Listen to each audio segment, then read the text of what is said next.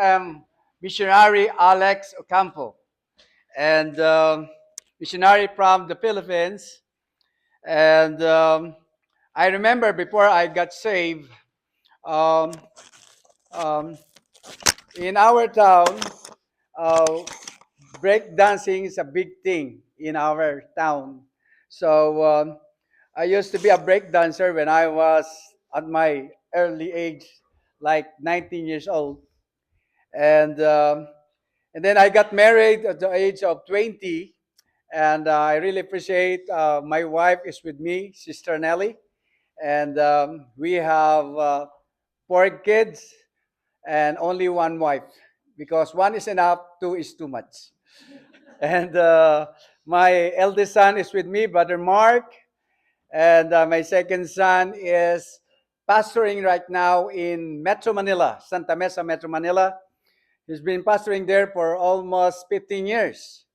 And I'm pastoring in the countryside, Cuenca, Batangas, where Sister Wenny, uh, that is her place at the pit of the mountain, at the foot of the mountain.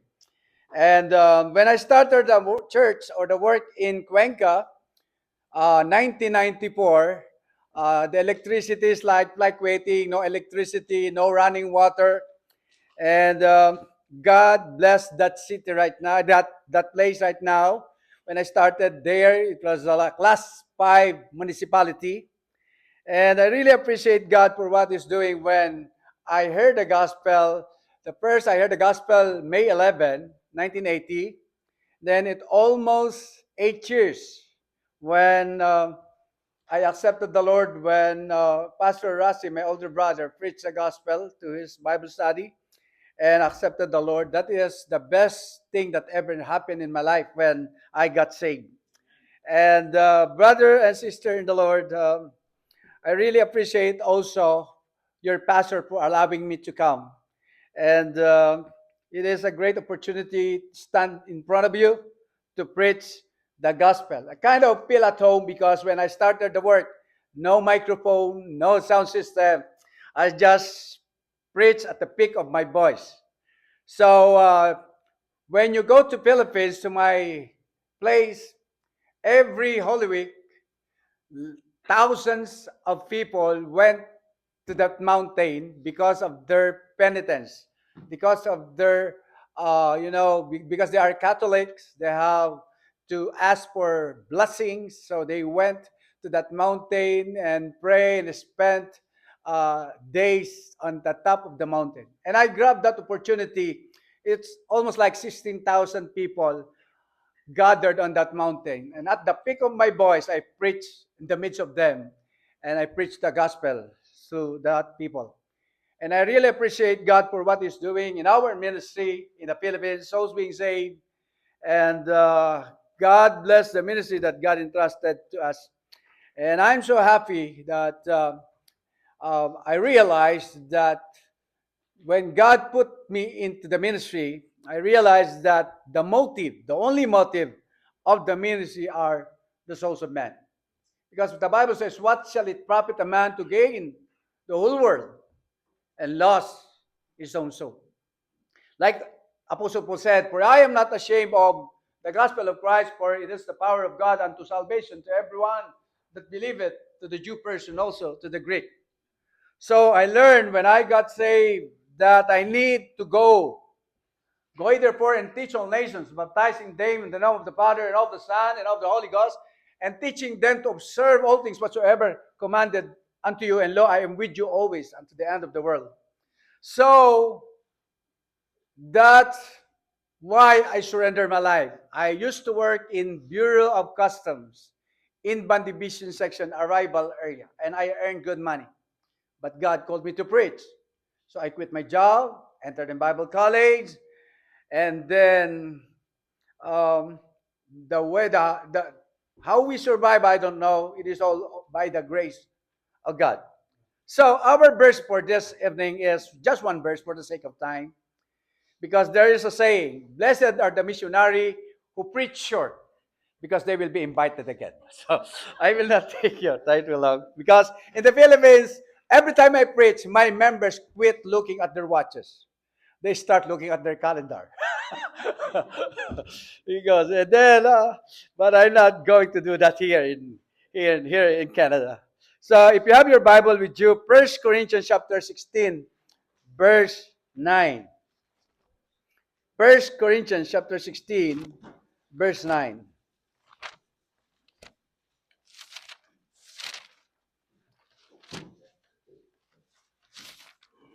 The Bible says this in 1 Corinthians chapter 16, verse 9 is this.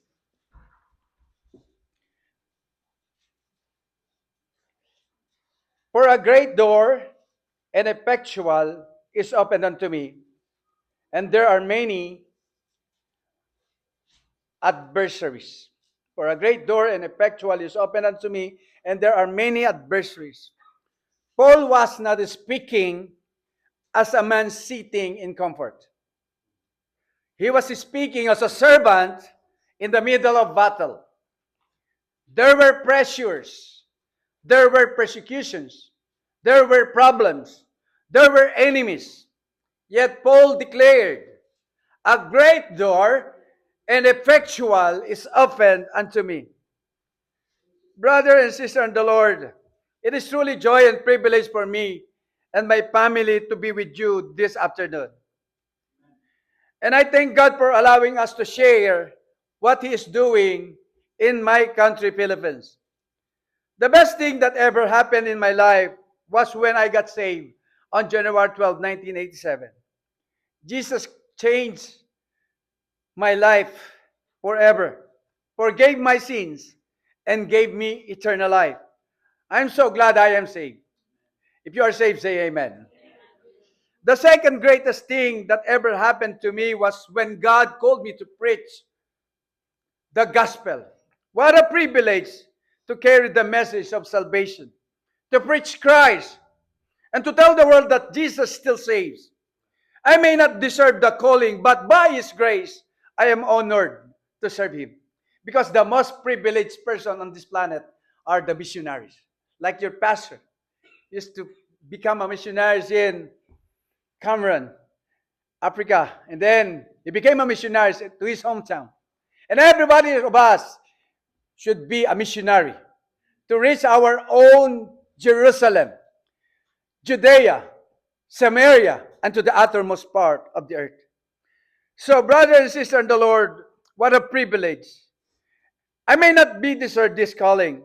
And He said unto them, go ye into all the world, not just in Canada, not just in the Philippines, not just in America, not just in Southeast Asia, in all the world, and preach the gospel to every creature. As I stand here tonight, I can truly testify that God still opens great doors. There are three words, almost universal, wherever you go. And that three words, first is amen. Amen here in Canada is amen also in the Philippines. Even in Luzon, Visayas, and Mindanao. Even in Africa. Even in China. Even in Japan. Amen here is also amen there. Wherever you go. The second word is hallelujah. Hallelujah in America is also hallelujah in the Philippines. Wherever you go, even in Africa, hallelujah is hallelujah. And the third word, Coca-Cola. Coca-Cola here is also Coca-Cola in the Philippines. Coca-Cola is spread around the world because a company believed in its product and sent it everywhere. But the gospel is far greater than a soft drink. If the world can recognize Coca-Cola, how much more should the world hear the name Jesus Christ? Coca-Cola says it's the real thing. But Jesus is the real peace, real joy, the real satisfaction that this world cannot give. Many things in life are imitation, temporary happiness, fake peace, empty pleasures. But salvation in Christ is the real thing. Jesus Christ is the real thing. This book is the real thing. This church is the real thing. As soft drinks may refresh the mouth for a moment, but Jesus refreshes the soul for eternity. In John 4:14, but whatsoever drinketh of the water that I shall give him shall never thirst. So let's have a word of prayer. Dear Heavenly Father, we thank you, Lord, for the reading of thy word. Thank you for the special song. Thank you for the pastor that you've called to this place. Thank you for everyone. Thank you for bringing me here by your grace. Thank you for the opportunity that the pastor gave me to preach behind this pulpit, to preach thy word. Oh God, use me mightily. Give me power. Holy Spirit, touch my lips and make me your voice. Make me as your instrument to preach your word. Convict every heart. Oh God, works in the midst of us. For without you, I can do nothing. In all the things I ask, in Jesus' name I pray. Amen. Amen. The title of my message this afternoon is The Great Door of Opportunity in the Ministry. The great door of opportunity in the ministry. If the, brother and sister, because of the ministry, God gave me the privilege to travel in Canada, even in America. Because of this ministry, I realized, because I need to talk to every person that I met, even your Chinese, even your Japanese, you are Vietnamese, I need to talk to you about Jesus. Like what Apostle Paul said, for I am not ashamed of the gospel of Christ, for it is the power of God. It is the power of God unto salvation. So every nation need the gospel of the Lord Jesus Christ. So that's why a great door, that's what the Bible says in 1 Corinthians, a great door. And that great door means a great opportunity. Brother and sister in the Lord, the opportunity of the door, a great door. When I surrendered my life, I still remember the night God called me to preach. It was during youth camp while I was serving as the guardian of our church delegates on that youth camp. As the preaching of God's word went on, my heart became heavier and heavier. Deep inside, I knew God was calling me, not just to preach sermons, but to surrender my entire life to Him to start a mission work, to start church. I fought the cold that night because I knew it would cost everything. But in tears, I finally bowed my heart before God and said, Lord, wherever you lead me, I will follow. Brethren, that was the first great door God opened in my life. The door of surrender. I surrendered my life. Years later, the burden became even stronger one midnight. I could not sleep. My heart was trembling because I knew God was leading me to take another step of faith in the ministry. Not just to pray, but I need to step out of my comfort zone.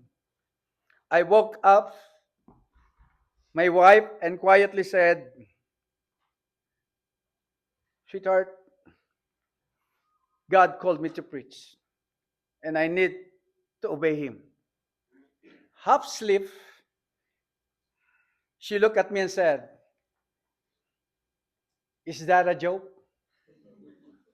If that is a joke, that is not a good joke. That is a bad joke.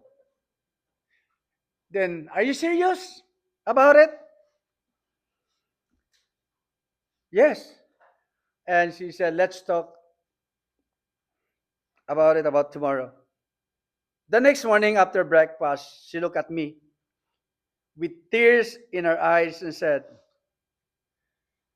Remember, I'm a mother of two sons.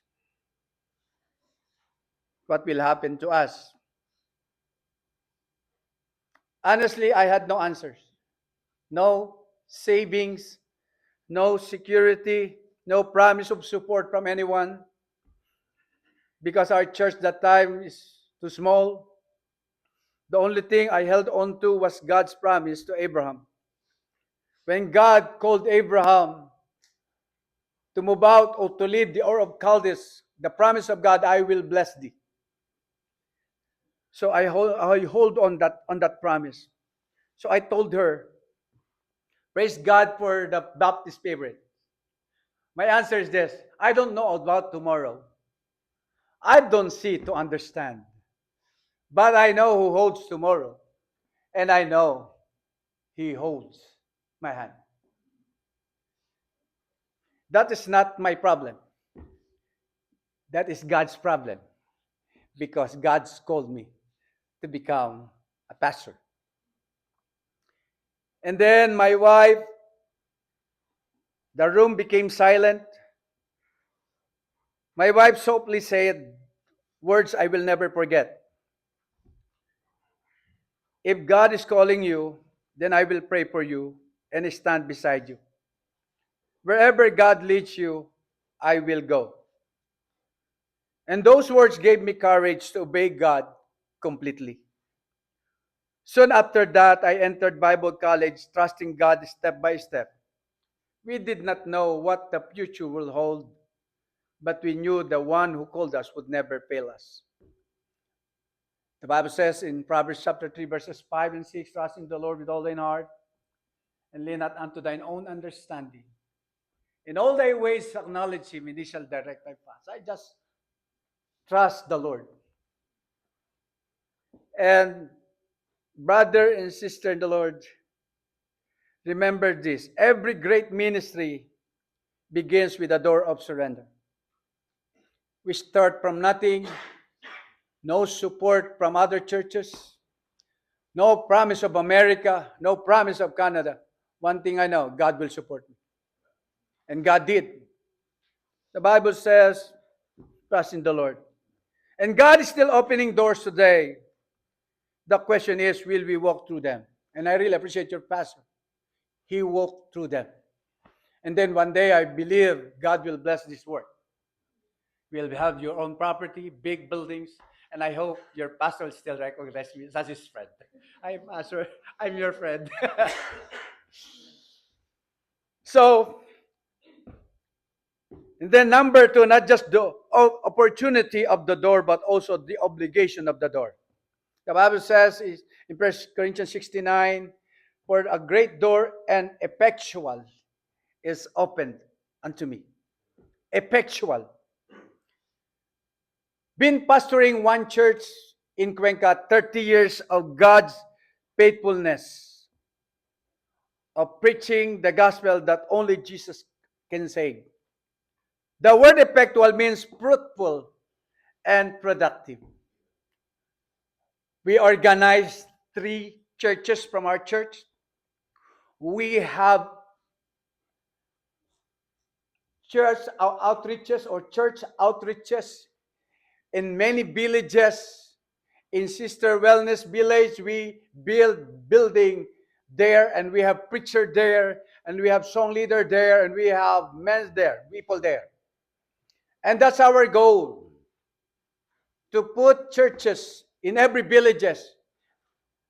So brother and sister in the Lord, we are here. I am here in America, in Canada, not for myself, not for me, but for the preachers that we have, for the full-time workers that we have, for the village churches that we're going to build. God bless the ministry that God entrusted to us. God did not open the door just for us to admire it. God opened the door so lives could be changed. So, brother in the Lord, the miracles of the ministry are souls being saved, souls being baptized, and souls being changed. You are a miracle of God. Every one of us is a miracle of God. Many people are looking for a miracle. But the real miracle is you. If you are saved, if you are sure of heaven 100%, you are a miracle of God. I am a miracle of God. Everyone is a miracle of God. That is the work of God. So, brother, sister in the Lord, God opened doors for us, the Arrows Children Ministry. Sister Ruth, my youngest daughter, the Sunday school superintendent. She is the superintendent of Arrow Kids Ministry. That is a ministry for children from different areas. We have 15 areas. We have feeding center. We minister to 450 children every week. And then we have campus ministry. We have campus ministry every day. We have prayer and fasting ministry. We have soul winning ministry. We have mission ministry. We support missionaries. We send out missionaries. We send out from our church missionary to Cambodia. We help missionary to Vietnam. We help missionary to Ethiopia. We send missionary to Malawi. We send missionary to Myanmar. We send missionary to Burma. Because the heartbeat of God is mission. You cannot touch the heart of God if you are not touching the lives of many people. We invest. The reason why God bless our ministry, because we help mission. Because that is the heartbeat of God. And then music ministry, sports ministry, feeding ministry, compassion ministry. Every ministry became another opportunity to preach Christ. A basketball court became a soul winning outreach. A classroom became a place where children heard the gospel. Through the years, God allowed us to start many churches. Today, those churches are now led by trained preachers. One of the greatest blessings of God gave us, like what I mentioned a while ago, is a couple that went to Cambodia, serving there for almost 16 years. Church ministry is not about paying. It's about souls. Souls. The Bible says in Mark 16:15, go into all the world and preach the gospel to every creature. I have learned that the greatest investment in life is investing in people. So I invest my life. I try to multiply myself to young people. I train them how to preach. There was a Catholic school. They did not allow me to preach because they were Catholic. Nine, the dominant religion in the Philippines are Catholicism. So what I did, there were students on that Catholic school. I trained them how to preach. I trained them how to shout. I trained them how to lead the Romans road, the John's road. I trained them outside. I go with them. I train them. I disciple them how to win souls, and then they preach inside the campus, and they led lots of students on that campus. Brothers and sisters in the Lord, money will someday fade away. Buildings will someday disappear, but souls are eternal. We are 13 hours advanced. If you want your church to become 24/7 open, invest to the missionaries. While you are sleeping, you have missionaries that go out and win souls for Christ. And your church become 24/7, not just 7-Eleven, not just McDonald's 24/7. We do our church also 24/7. We support missionaries so that there are missionaries that we supported. While we are sleeping, they are going soul winning souls for Christ. And we have investment to their lives. We try to do our best to invest for the souls of men. So, brother and sister in the Lord, that is our obligation to go to the regions beyond. I must go. I must go. You can't go to Philippines, but you can support a missionary from the Philippines. That is the obligation of the door. Each one. We go on soul winning every Thursday night because many churches are dying because they lost their passion for the souls. The preachers are weary, the singers are tired.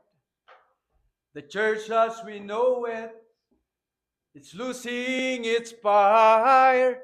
Some are discouraged from bearing the load, but we must determine to keep pressing on, cause if just one more soul were to walk down the aisle, it will be worth every struggle, it will be worth every mile.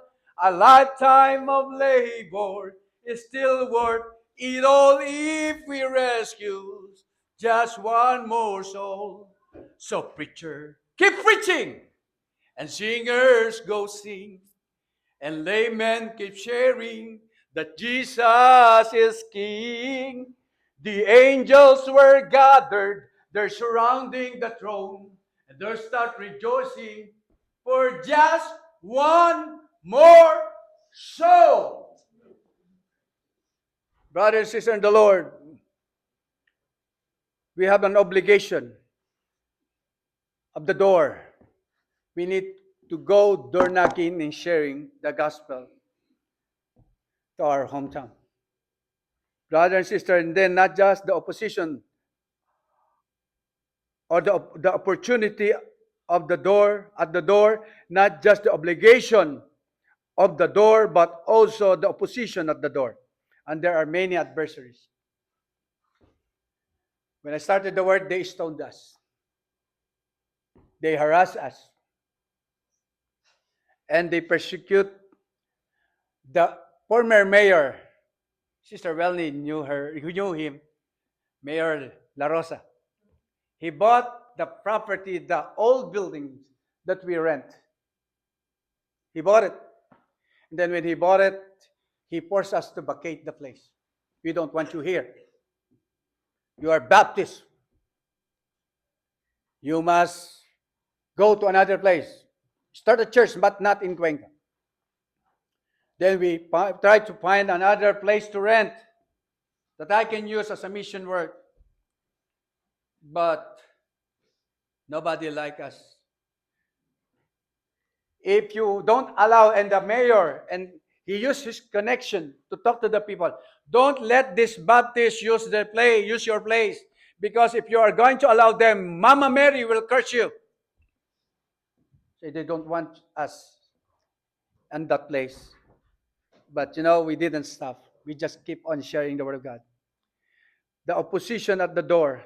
I wish I could say ministry is easy. It is not. Even Open Door also had adversities.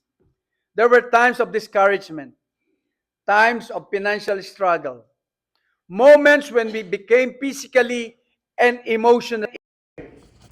Sometimes the devil whispers, "Quick! Stop! It's too hard, go back." But every time discouragement came, God reminded us, if He opened the door, if He opened the opportunity, He would also sustain us through it. In 1 Corinthians 15:58, therefore, my beloved brethren, be steadfast and unmovable, always abounding in the work of the Lord, for as much as you know that your labor is not in vain in the Lord. For this book of the law shall not depart out of thy mouth, but thou shalt meditate therein day and night, that thou mayest observe to do according to all that is written therein, for then thou shalt make thy way prosperous. Brother and sister, there are many adversaries. But I still remember that day as if it has happened yesterday. My son is with me, Mark, my eldest son. It was the 5th birthday of my son Mark. At that time, I was serving as full-time church staff member and studying in second year at Bible College. Life was very hard financially because I'm just receiving $1.25 every week, having 2 sons. And the minimum wage of the laborers and police officers was $8 a day. And then, brother and sister in the Lord, but we believe, and I believe, God called us. So we kept going by faith. That day, I spent the day doing door knocking and soul winning. In the middle of ministry, I completely forgot it was Mark's birthday. Around 2 p.m. or 2 in the afternoon, I finally decided to go home just to greet him or to say to him, happy birthday. As I walked toward our small house, I saw my wife Nellie standing quietly by the window, waiting for me. There was a look in her eyes I could never forget. And she told me, Dad, do you remember today is Mark's birthday? And I told her, yeah, that's why I'm back. I asked her, have you and the boys eaten already? Softly, she answered, no, we were waiting for you. Then I asked the question every husband and father fears to ask. Do we have anything to eat? She looked down and quietly said, there is 1 cup of rice. If you're a Filipino or Asians, you know that rice is the main thing to us. Rice, rice, rice in the morning, rice in the noontime. Rice, rice, rice till the days goes down. So, then 1 cup of rice, I already cook it. That's all we have. When she said those words, my heart sank. I quickly walked to the sink area and searched for something. Anything that could make the meal feel special because was my son's birthday. Under the sink, I found a nearly empty bottle of ketchup with only a little left inside. So I poured a little water into the bottle, shook it, and emptied the remaining ketchup over the bowl of rice. Then I covered the bowl with a plate so the boys would not immediately see what was inside. I called Mark and Aljay. Mark, Aljay, come, let's see it. Who were outside playing. The moment they saw me, their faces lit up with joy. They were so happy just because their father came home. We sat together around the small or little table. Then we sang, Happy birthday to you. Happy birthday to you. Happy birthday, our dear Mark. Happy birthday to you. After singing, I said, Mark, why don't you pray for the food? My little boy stood on his chair, bowed his head, and began to pray. Lord Jesus, thank you because today is my birthday. Then he slowly lifted the plate covering the bowl. He looked inside, rice with watered down ketchup. But instead of disappointment, he smiled innocently and continued praying. Thank you for the rice. Thank you for the ketchup. Then he paused, and with the pure faith of a child, he continued praying. Thank you also for the spaghetti and the pancit or rice stick noodles and the Shanghai rolls and the cake and ice cream. In Jesus' name, amen.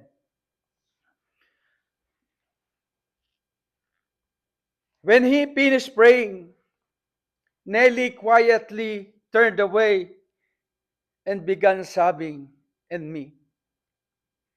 I was trying with everything inside me not to break down in front of my children. At that moment, I felt like a failure as a father. I looked at my son and said, Son, you know, Daddy surrendered his life to God. But we don't even have the food you just thankful for God for. We cannot even buy what you mentioned. Honestly, son, right now, I'm thinking about quitting Bible college and going back to my government job. It hurts so deeply. I felt like I was neglecting my family because of ministry. Then my 5-year-old son looked at me and simply said, Papa, I know Jesus answers prayer. I forced a smile and replied, Yes, son, he does. Come on, let's eat. Enough for drama. So we began eating that simple meal. Then suddenly Mark stopped and said, Papa, I think I hear pastor's motorcycle. That pastor is my older brother. He led me to the Lord. And at first I ignored it, but then all of us heard it clearly.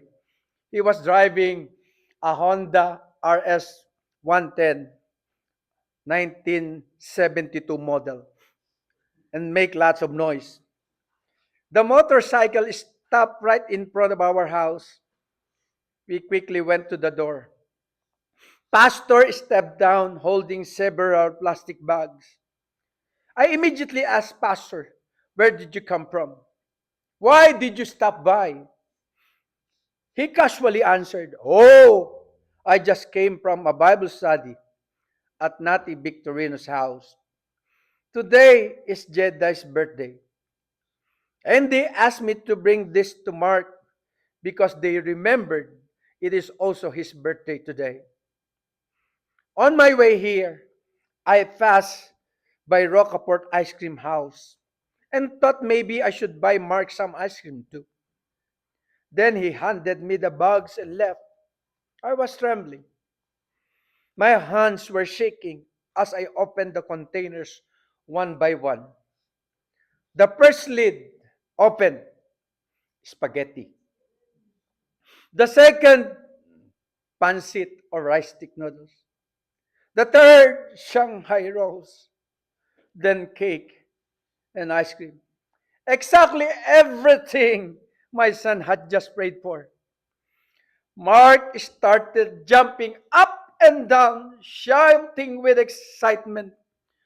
See, Papa, Jesus answered prayer. Jesus answered prayer. Jesus answered prayer. At that moment, I could not hold back my tears anymore. I stood there crying before God. And through the faith of my 5 years old son, God reminded me, I called you, Alex.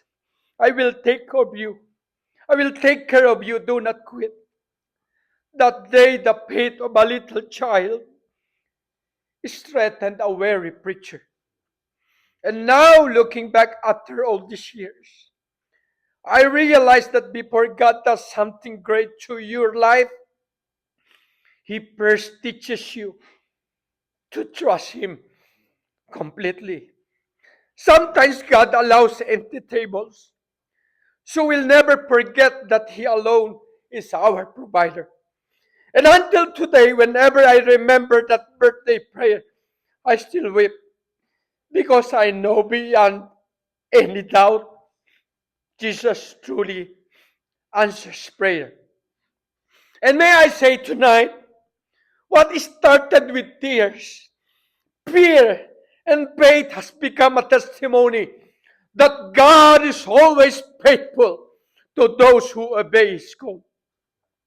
And now, by the grace of God, we are standing in front of you today because God had a purpose not only for us, but also for you. We did not come to burden anyone. We came because God wants to use our lives to be a blessing. Tonight, we are simply a testimony that God still opens great doors for those who are willing to trust Him. Maybe tonight God is calling someone to surrender. Maybe God is speaking to a young person about ministry. Maybe God is opening a door for missions. Maybe someone here needs to trust Christ as Savior. Jesus said in John 10:9, If I am the door, by me, if any man enter in, he shall be saved. The greatest door is Jesus Himself. Would you obey Him tonight? Would you obey Him tonight? Let us pray. Head bowed, bow your eyes closed. Tonight we thank you for your faithfulness, O God. Thank you, Lord, because when we had nothing, you were still enough. Thank you for every open door, every answered prayer. every unseen miracle, in every moment you carried us when we were too weak to go on. Lord, there may be someone here tonight who feels discouraged, tired, or ready to quit. Remind them that the same God who provided for a little boy's birthday many years ago is still the same God today. You are still Jehovah Jireh, our provider. Help us to trust you even we do not understand. Help us to obey you even when the road is difficult. Increase our faith, O God, to believe that you can do exceeding abundantly above all that we ask or think. Bless every family represented here tonight. Strengthen every pastor, every missionary, every worker, every mother, every father, and every young person seeking your will. And Lord, if there's someone here tonight who has never trusted Jesus Christ as Savior, may tonight be the night they walk through the greatest door of all, the door of salvation through Christ. Thank you for loving us. Thank you for hearing our prayers. And thank you for that you never fail those who trust in you. We give you all the glory, honor, and praise. In Jesus' name I pray. Amen and amen. May I call the pastor?